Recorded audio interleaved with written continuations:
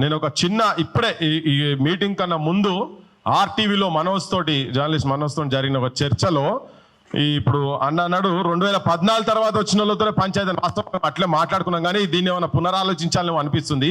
ఇలా ఒక జైన్ గుజరాత్ మార్వాడ్ సంబంధించినటువంటి జిగ్నేష్ దోషి అంట, ఆయన మాట్లాడుకుంటా ఆయన మాటలు ఒక్కసారి తన మాటలే వినండి. ఇప్పుడు జస్ట్ ఆయన మొత్తం మార్వాడ్ అండ్ గుజరాత్ రెండు సమాజాలకు ఆయన అధ్యక్షుడు అని చెప్పి మాట్లాడిండు. ఒక్కసారి వినాలి అందరూ.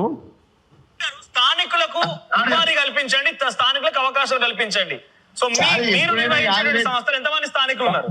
ఇప్పుడు గుజరాతీ మార్వాడి పొద్దున 6 o'clock లేచి దుకాణం ఇస్తారు, 7 o'clock వరకు పూజ చేసుకొని కూర్చుంటారు. ఇక్కడ మనోళ్ళకు 1000 రూపాయలు సంపాదించేది 2000 వస్తే తాగి అనుకుంటారు. అవును సార్, వాస్తవం. ఇప్పుడు ఆంధ్ర తెలంగాణలో మీకు చిన్న ఎగ్జాంపుల్ ఇస్తున్నా. ఇప్పుడు ఆంధ్రాలో లేబర్ తీసుకొస్తే ఆయన కన్స్ట్రక్షన్ లో పొద్దున 7 నుంచి రాత్రి 8 వరకు కూడా చేస్తారు. అదే మన తెలంగాణలో 5000 ఇచ్చినా కూడా లేదు సార్, ఇప్పుడు కాదు నాతో. ఇప్పుడు 1000 రూపాయలు వస్తే ఖర్చు పెడతారు, తాగడానికి ఉపయోగిస్తారు ఒక స్టేట్మెంట్. తర్వాత రెండవది ఎక్కువ కష్టపడరు, తర్వాత చూద్దాంలే అనుకుంటే వదిలేస్తారు. మేం కష్టపడి తీరు కష్టపడరు అని రెండో స్టేట్మెంట్ పాస్ చేస్తారు ఆయన. మీ దుకాణంలో హైదరాబాద్ లో తలగబడుతుండే, కానీ మేము ఆ పని చేస్తలేం.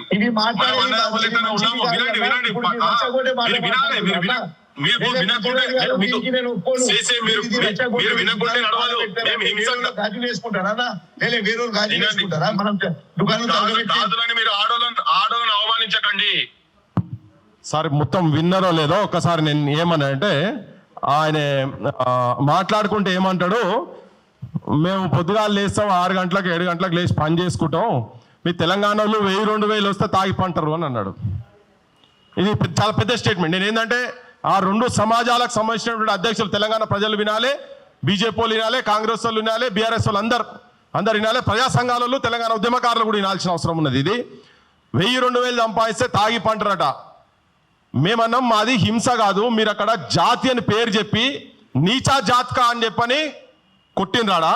ఒక పాలు పోస్తాను, అరే తూకారే దూద్ వేసిన వాళ్ళు అనుకుంటా అంటే మీ అహంకారం నెత్తికెక్కి మీరు ఇట్లా జాతుల పేరు చెప్పి మాట్లాడు. మా జాతులు చాలా సౌమ్యులం, మేము హింస సైడ్ పోము, మేము దండం పెట్టి మాట్లాడి బతాడుకుంటాం, మేము దందా చేసేందుకు వచ్చినాం ఇక్కడ అని చెప్పింది సార్. అంటే కొట్టింది మీరే కొట్టిరా, మా వాళ్ళు ఎవరు కొట్టిన తర్వాత 10 మంది కలిసి వచ్చి మీ దుకాణం మీద దాడి చేయలే, ఇక్కడ మీ దుకాణం నలగబెట్టలేదు కదా, మా వాళ్ళు శాంతిగానే ఉన్నారు అంటే ఆయన ఏమంటాడు, మేము ఇక్కడ గాజులు దొరుకుని లేమిడా, మీరు గాజులు దొరుకుని ఉన్నాం అనుకుంటున్నాం అంటుండు. ఇక నేనన్నా సార్, ఇక మా పల్లెలల్లో బాంబులతో తుపాకులతోటి బుల్లెట్లతో ఆడుకున్నారు నాయన తెలంగాణ పల్లెలు, మీరు గట్ల మాట్లాడితే ఏడవుతుంది అని. అయితే ఇప్పుడు ఈ స్టేట్మెంట్ విన్న తర్వాత నేను ఏం చెప్పినా అంటే, ఆ ఇష్యూ కొద్దిగా చర్చకు దూరం పోతే నేనంటే వాళ్ళ స్వభావం చెప్పినని చెప్తున్నాను. నేను వాళ్ళ స్వభావం అంటే తాగి పంటారు అనేది చెప్పిన. పాలమూరు గురించి చెప్పినా, ఇక నేను పాలమూరు లేబర్ దేశానికి కాంట్రిబ్యూషన్ ఏంది, ఏ డ్యామ్ల కాంట్రిబ్యూషన్ ఏంది అవన్నీ చెప్పినా. మా రాఘవాచార్ అన్న దాని గురించి చెప్తాడు. కానీ అంటే వాళ్ళ మైండ్ సెట్స్ ఎట్లా ఉన్నాయి, ఇప్పుడు మనం ఇట్లా మాట్లాడుతుంటే వాళ్ళు దాన్ని చాలా అంటే చులకనగా వాళ్ళు ఎట్లా అంటే అట్లా వాళ్ళు మలుచుకునేటటువంటి ప్రయత్నాలు జరుపుకుంటా, మళ్ళీ నువ్వు ఆడలో అవమానిస్తున్నావు అని మాట్లాడుతూనే ఉన్నాడు. మనం అందరం కలిసి ఉండాలి అన్నదమ్ములు లెక్క అన్నాడు. అంటే నేనేం చెప్పినా అంటే, ఇక మా పోరాటాల చరిత్ర ఉన్నది కదా, 369 మంది ముక్కుపచ్చని పిల్లలు తాగి కాదు, కాల్పులకు ఈ ప్రాంత అస్తిత్వానికి ఆత్మగౌరవాన్ని కాపాడేటందుకు చనిపోయినటువంటి వాళ్ళ స్తూపం ఆడున్నది. నువ్వు ఆడికి వచ్చి 1200 మంది మొన్న చచ్చిపోయినరు. ఇప్పుడు వాళ్ళందరైతే ప్రాంత అస్తిత్వం గురి చేసినా నువ్వు కూడా అవమానపరిచినావు. కాబట్టి మీరు నిజంగా కూడా అట్నే ఉండాలనుకుంటే ఆడికి వచ్చి ముక్కు నేలకు రాసి తప్పైందని చెప్పు అని చెప్పినాం. తప్పైంది మరి ఆ ప్రతీకలే కదా. ఇక్కడ ఉద్యమాలు ఎవరు మాట్లాడినా కమ్యూనిస్టులు అవి అంటే, అరే నాయన 4000 మందిని చంపిరు ఇక్కడ ఉద్యమాల గురించి తెలియదు, చరిత్ర గురించి తెలియదు. అయితే హింస లేదు అని చెప్పింది సార్. మీకు హింస లేదు, మేము హింస చేయలేదని. అయితే నేను మొన్న తూప్రాన్లో జరిగిన ఇన్సిడెంట్ కూడా చెప్పిన. తూప్రాన్లో కూడా గిట్న చేస్తే ఒక షాప్ పెడితే మన ప్రాంతానికి సంబంధించినటువంటి పద్మశాల అనుకుంటా తనను కొడితే పెద్ద మూమెంట్ అయింది మొన్న లాస్ట్ టీఆర్ఎస్ గవర్నమెంట్లో. అది అటో ఇటో హరీష్ రావు దగ్గర పోయి కూర్చొని ఏదో సెటిల్మెంట్ చేసుకున్నారు, మన వాళ్ళు కూడా తిరగబడ్డారా. నేను మీకు తెలంగాణ ప్రజలకు కూడా అంటే వీళ్ళు హింస చాలా మంది అంటున్నారు. ఇప్పుడు ఆయన కూడా చెప్పుకుంటా మేము దండం పెట్టి దందా చేసుకుంటున్నాం అని చెప్తున్నారు కదా. వీళ్ళు దండం పెట్టి దండాలు చేసి ఎట్లా చేస్తారంటే అందుకు చెప్తున్నా సార్. వరంగల్లో కుమార్పల్లి మార్వాడి సైడ్ ఐడియా ఉంది కదా సార్ మీకు, మరి కుమార్పల్లి టర్నింగ్ మీద. అయితే అక్కడ 90s ఎర్లీ 90s ఈ మార్వాడు ఆయన ఎప్పుడో వచ్చిండు ఎప్పుడో వచ్చి అక్కడ బిజినెస్ చేస్తూ ఉంటే దాని ఆ షాప్కి ఎదురుగా మంచిర్యాలకి వెళ్ళి ఒక కోటైన అక్కడ సుట్టప్పులు అక్కడ ఇచ్చారు బిడ్డని ఇచ్చిన సుట్టలు ఎవరెవరు ఉంటే అక్కడికి వచ్చి ఒక షాప్ పెట్టిండు ఆయిల్ షాప్. అనుకోకుండా ఆ షాప్ కొద్దిగా మంచి నడుస్తున్నది. నడిస్తే లోకల్లోనే రెచ్చగొట్టిండు. లోకల్లో అరే వీడియో కూడా మంచిర్యాలకి వెళ్ళి కోటోడు వచ్చి ఇక్కడ దందా చేస్తున్నాడు. ఈడే రాజస్థాన్కి వెళ్ళి వచ్చిండు తను వచ్చి ఆయనే అరే మన దగ్గర ఆడెట్లా దందా పెడతారు అని 3 లక్షల రూపాయలు కాంట్రాక్ట్ పైసలు 3 లక్షల రూపాయలు 50,000 అడ్వాన్స్ ఇచ్చి అతను చంపించారు. అంటే వీళ్ళు సుఖం పూసలు లెక్క మాట్లాడుతున్నారు కనుక చెప్తున్నాను నేను ఈ సంఘటన చెప్తున్నా. చంపించిండ్రు 50,000 అడ్వాన్స్, తర్వాత పైసలు లేకుంటే వాళ్ళు వచ్చి మళ్ళీ ఈ మారడాని మీద కూడా వచ్చి అడుగుడు ఇవన్నీ జరిగినాయి. ఎంత ఘోరం చేశారంటే ఆ కుటుంబం వాడలేదు సార్, ఇప్పుడు వెళ్ళిపోయింది. ఎక్కడ పోయినా ఆ కుటుంబం లేదు. నేను చాలా 2 రోజుల నుంచి నేను ఆ కుటుంబాన్ని తీసుకురావాలని చాలా ప్రయత్నం చేసిన. వాళ్ళని తీసుకొచ్చి వాళ్ళని తెలంగాణ సమాజం ముంగట అంటే మనోళ్ళు కూడా అంటున్నారు చాలా మంది, అరే బాబా ఏంది వాళ్ళ దంద వాళ్ళు చేసుకుంటారు కదా వాళ్ళు ఏమైనా అనేటోళ్ళ చేసేటోళ్ళ అని చెప్పాను. ఇట్లా కాదు, వాళ్ళు కొండ సిల్వల లెక్క చుట్టుముట్టిండ్రు తెలంగాణ మొత్తం, తెలంగాణ బిజినెస్ సమాజాన్ని మొత్తం చుట్టుముట్టిండ్రు. ఒక మేత వేసుకుంటూ పోయేటువంటి లేగ పిల్లను మేక పిల్లను పోతుంటే దాన్ని మొత్తం చుట్టుముట్టిండ్రు. చుట్టుముట్టింది ఆల్రెడీ, అది సంపుతున్నది, సంపిన తర్వాత తినేస్తుంది. మన అస్తిత్వానికి ప్రమాదం ఉన్నది తెలంగాణ ప్రజలకు చెప్పదలుచుకున్నా నేను. ఇవాళ ఒక మాట వాటి గురించి వాళ్ళు మొత్తం హింస చేస్తున్నారు, వాటి గురించి ఒక మాట మాట్లాడితే శ్యామ్ను హత్య చేస్తామని బెదిరిస్తాడు. హత్యలు తెలంగాణ కొత్తనా? తెలంగాణ హింస కొత్తనా? మొత్తం తాసుపాముల లెక్క పల్లెలో మొత్తం భూస్వాముల వ్యవస్థను మొత్తం తొక్కి పడేసిన చరిత్ర ఘనత ఇక్కడ ఉన్నది, ఈ ప్రాంతంలో ఉన్నది. పోరాటాలు మాకు పాఠాలు నేర్పుతారా నాయన? ఏబిసిడీలు నేర్పుతారా మాకు? సో ఇవన్నీ నేను మన ప్రజలకు వాళ్ళ వెనుకల ఉన్నటువంటి హింసాయుత మైండ్ సెట్ ఇలా భారతదేశాన్ని మొత్తం వాళ్ళు కబలించే ప్రయత్నం చేస్తూ ఉన్నారు వీళ్ళు, ఈ కొంతమంది బిజినెస్ పీపుల్ వచ్చి. సో మనకు కూడా పెద్ద సింపతి. అదేందో నేను ఇట్లా కూడా చెప్పిన, తెలుగు ఉర్దూలు బహుభాష సంపదలు, భాష గురించి కూడా మనం మాట్లాడుతుంటే భాష చాలా చిన్నగా మాట్లాడుతుంది సార్ తెలుగు భాష అంటే. చాలా కన్నడ మరాఠీ కలగలిసే యాసలు జానపదలు తేనె లొలికేనురా దేశ సంస్కృతి ఈడ నడయాడురా అని చెప్తే అరే అది అన్ని అందరు హక్కున చేసుకొని చేస్తే మా పల్లెంలో బువ్వ గుంజుకుంటున్నారు. ఇటేటి రమ్మనుకున్నా వచ్చిండ్రు. తిన్నింటి వాసాలు లెక్క పెట్టుగా తిన్నింటి వాసాలు తల్ల పెడుతున్నారు ఇల్లు మొత్తము, ఈ జైన్లు మార్వాడీలు. ఇలా నేను ఇప్పుడు నిన్నటిదాకా కొంతమంది అన్నారు ఇక్కడ మాట్లాడుకున్నా, కొంతమంది ఇప్పుడు అనదలుచుకోలేదు. ఎందుకంటే సంఘం అధ్యక్షునిగా అని ఇట్లా గుద్దుకుంటే చెప్పిండు, నేనెందుకు చెప్తా ఇవనికి ఏం చెప్పని. అరే తెలంగాణ సమాజం మొత్తం ఇప్పుడు వినాలేదు, వాళ్ళు ఎట్లా మాట్లాడుతున్నారు, వాళ్ళ ప్రవర్తన ఏంది, వాళ్ళ పద్ధతి ఏంది, మనమేం మాట్లాడుతున్నాం.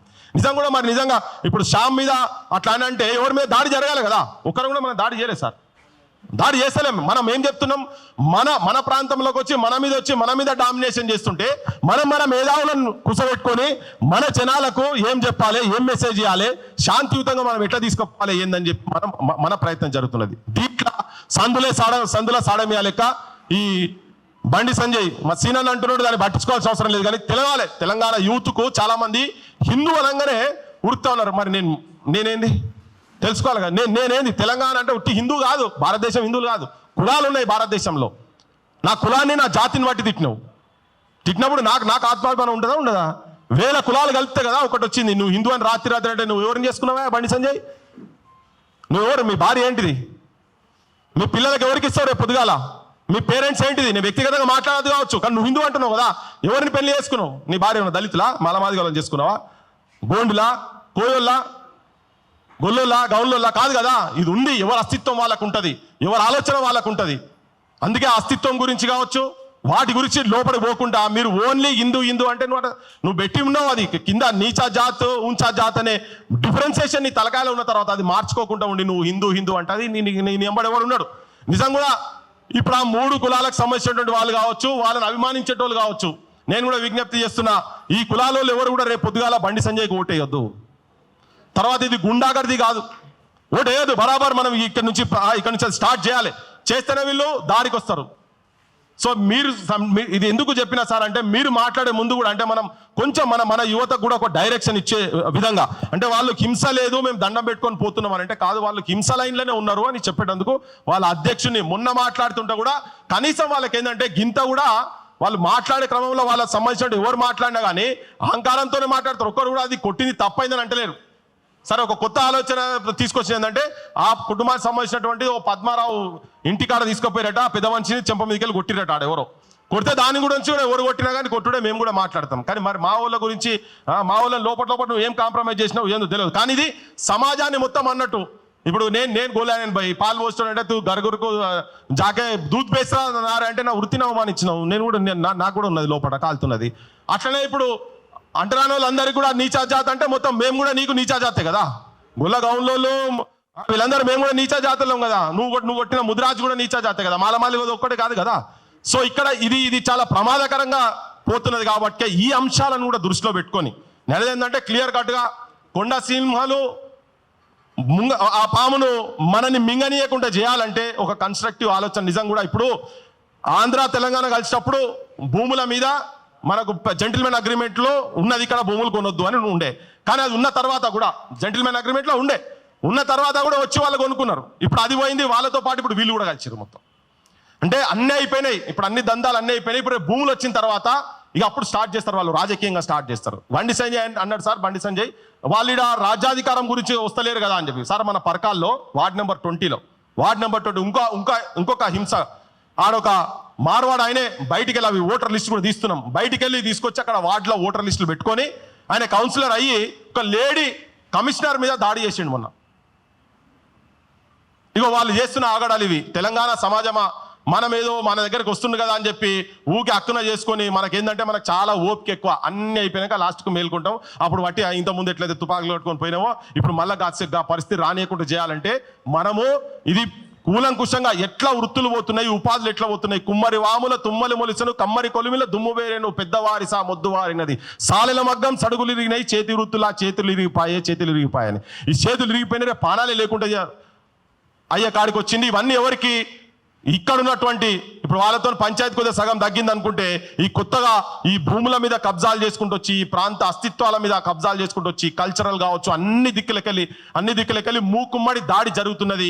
ఈ దాడిని ఇవన్నీ చూసిన తర్వాత ఎప్పుడైతే శ్యామ్ మీద మాట్లాడిరో అప్పుడు మా బోటల్లో కూడా సవాలే లేదు. దీన్ని జనం లోపలికి తీసుకుపోవాలిగా.